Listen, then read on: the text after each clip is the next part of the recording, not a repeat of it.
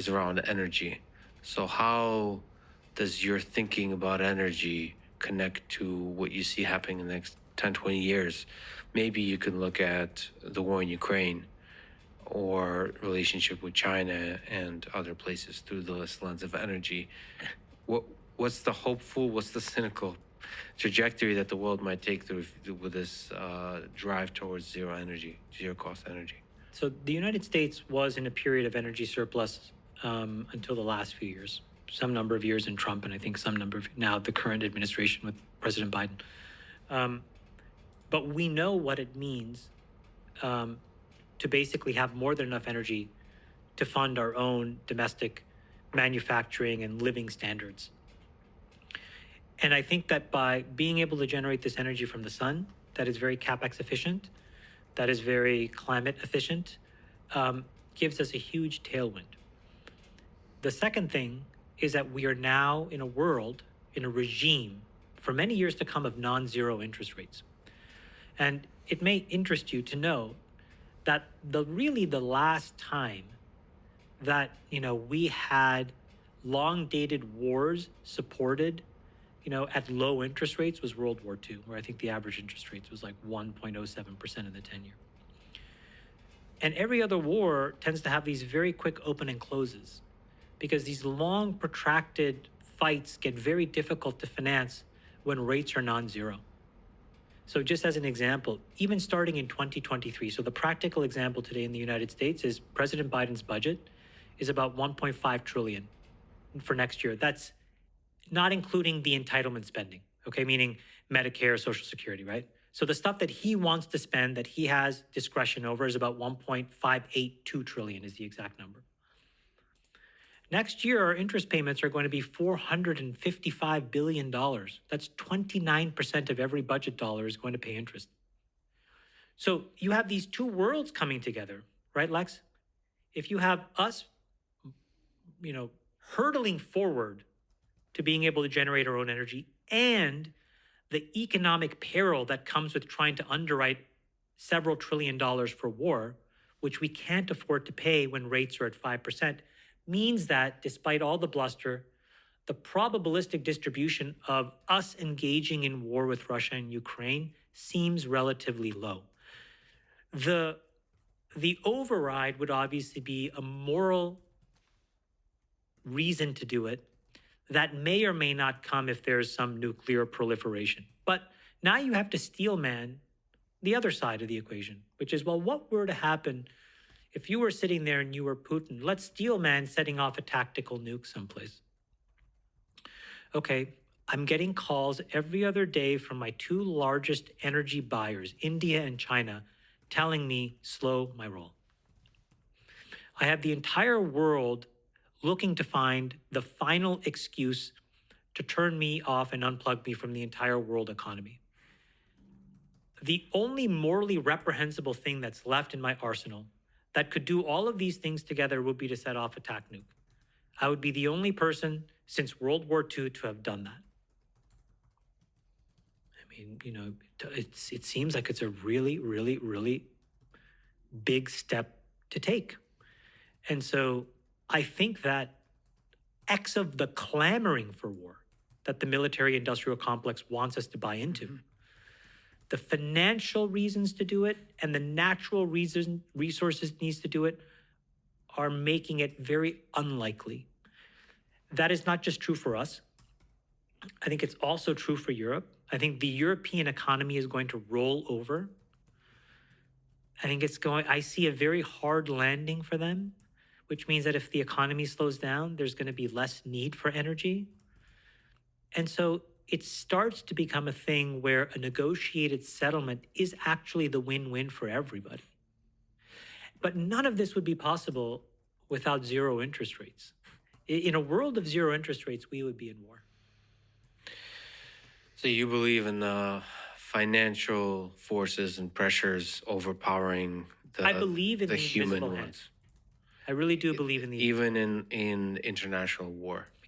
More so there. I think the invisible hand, and by the invisible hand for the audience, I think really what it means is, the financial complex and really the central bank complex and the interplay between fiscal and monetary policy is a very convoluted and complicated set of things.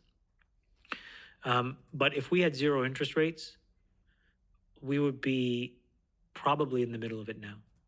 See, there's a complexity to this game at the international level where some nations are authoritarian and there's significant corruption. And so that adds, from a game theoretic optimal perspective, the invisible hand is operating in the mud.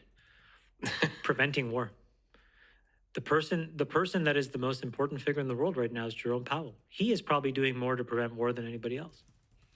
He keeps ratcheting rates. It's just impossible. It's a mathematical impossibility for the United States unless there is such a cataclysmic moral transgression by Russia. So there is tail risk that it is possible, where we say, forget it, all bets are off. We're going back to zero rates, issue a 100-year bond. We're going to finance a war machine. There is a small risk of that. But I think the propensity of the majority of outcomes is more of a negotiated settlement. So what about, what's the motivation of Putin to invade Ukraine in the first place? If financial forces are the most powerful forces, why did it happen? Because it seems like there's other forces at play of maintaining superpower status on the world stage. Yeah. It seems like geopolitics doesn't happen just with the invisible hand in consideration. I agree with that. I can't beg to know, to be honest. I don't know. But he did it. And I think it's easier for me to guess the outcome from here. It would have been impossible for me to really understand. It is what got him to this place.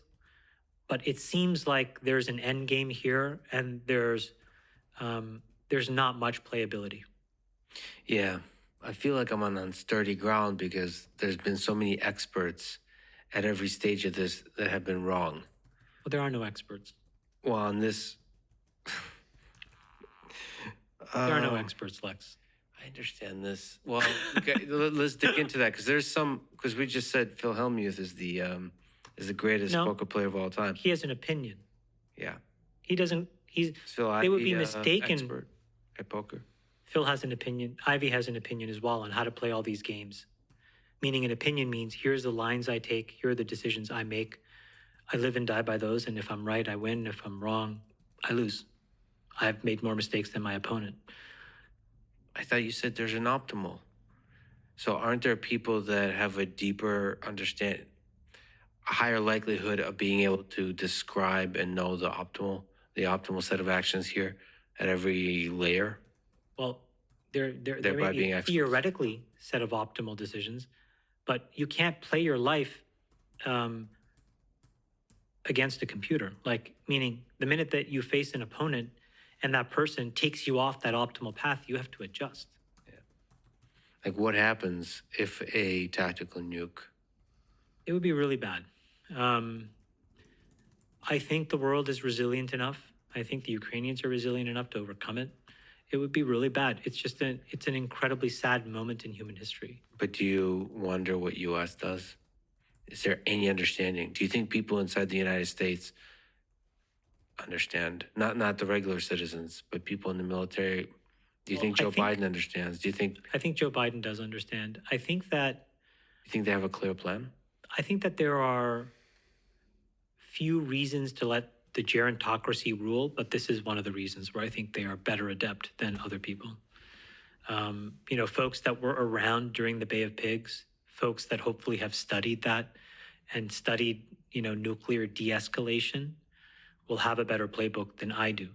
My suspicion is that there is in an emergency break glass plan. And I think before military intervention or anything else, I think that there are an enormous number of financial sanctions that you can do to just completely cripple Russia that they haven't undertaken yet. And if you couple that with an economic system in Europe that is less and less in need of energy because it is going into a recession, it makes it easier for them to be able to walk away. while the U.S. ships a bunch of LNG over there. So I don't know the game theory on all of this, but Does it make you nervous that, or we're just being temperamental? Does it feels like the world hangs in a balance? Like it feels like, at least from my naive perspective, I thought we were getting to a place where surely human civilization can't destroy itself. And here's a presentation of what looks like a hot war where multiple parties involved in escalation towards a world war is not entirely out of the realm of possibility. it's not. I would really, really hope that he is spending time with his two young twins. Well, this is part of I what really hope he's spending time with his kids. I agreed, but not kids, not just kids, but friends and the Yeah, I'm not sure that he may not have friends, but it's very hard for anybody to look at their kids and not think about protecting the future.